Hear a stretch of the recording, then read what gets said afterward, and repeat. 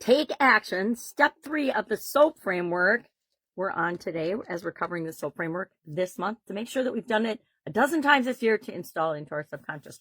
Maybe you got it the first time you were exposed to it and it's just as automatic for you like it is for me now. I don't know how long it took for me to have it be actually in my subconscious where it runs all the time, probably 100 times or something. I don't know. My system's a little more stubborn than some people's, and so it might have taken me a little bit longer. But we're talking about the soap framework today. Why? Because this is the most powerful process I have found thus far in my 5+ decades of doing things offline and online with respect to business. And I know that I get better results when I use it than if I don't. So I just automatically use it now because I don't even have to have that conversation in my head. Should I do this or should I not? I just do it automatically and get much better results. Now, what I like to do on this step of the process is pick a tool to use. And I'm going to share, of course, one of my favorite tools with you, because in this step, we need to analyze the alternatives, the options we came up with yesterday when we were brainstorming, pick at least 3 of them. I usually pick just 3. Sometimes I'll do 5, depending on the area or aspect of my life or my business that I'm working on. And I'll say, okay, I'm going to pick the top 5 alternatives. And I use different criteria to do this, but the criteria and the filters I'm going to share today are the head, heart, and intuition tool. And I selected this one intentionally because it is the quickest, easiest, 100% within your control, because it's just your objective view of the situation or the alternative, your heart that has to match up, and your intuition, your gut instinct that has to say, yep, this is the thing that is aligned or is for me. It feels right to me, so I'm going to do that. So heart and intuition both fall under the, I suppose, feelings, emotions category, because we're using our senses to actually make sure and check in with ourselves that we're choosing the right alternative. And why do I push this model so badly and so strongly? Because every single time I have shoved down one or, and can be anyone, usually it's my intuition, I just shut down and I say, all right, it looks good on paper. It feels like something I can probably figure out. We're just going to go with it. But my intuition is saying, no, don't do it. It's not the right thing for you.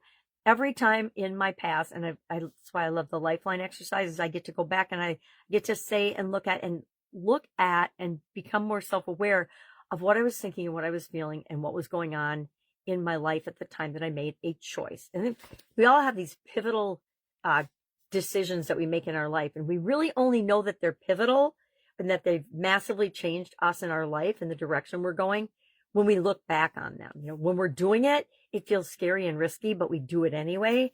If it matches, for me, if it matches all 3 of these, if one of these feels off or not right to me, the answer is no, because I know that if I just dig a little deeper and look a little more, one of the alternatives I've selected will rise to the top as the top scoring. And I usually use a weighted thing, 3, 2, 1, because I'm looking at 3 alternatives. So the one that looks the best on paper or looks the best objectively, that gets the 3. I always go with the heavier weighted one. My heart, how does my heart feel about it? Do I feel like it is for me and that it's going to give me the best results that I want in this situation?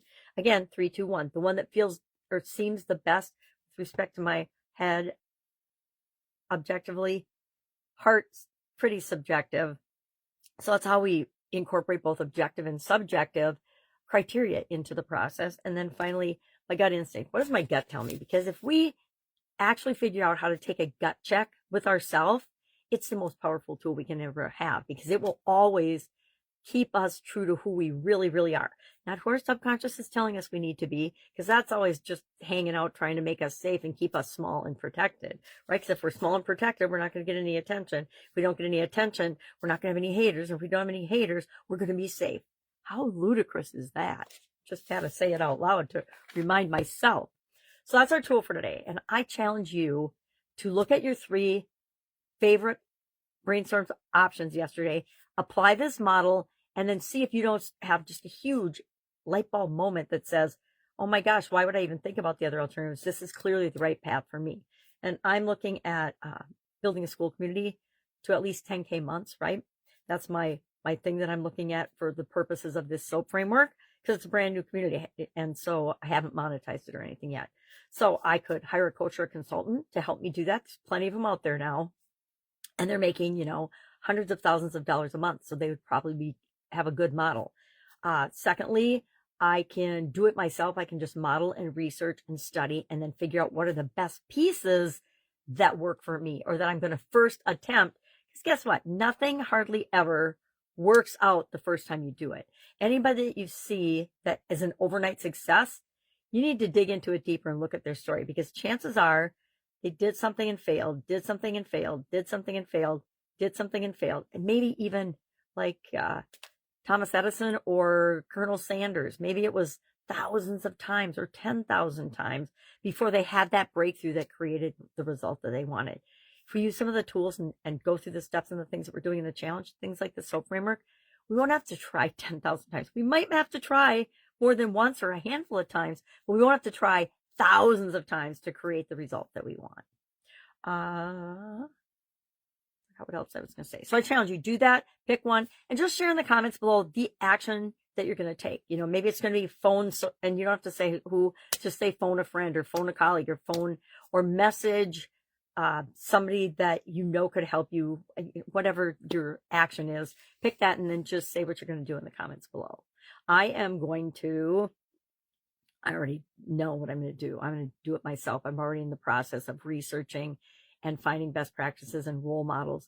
But every time I've looked at coaches and consultants and paid and done for you, it feels icky to me, or my intuition says, nope, been there, done that, not going to do that this time. That's what I get when I do the head, heart, intuition.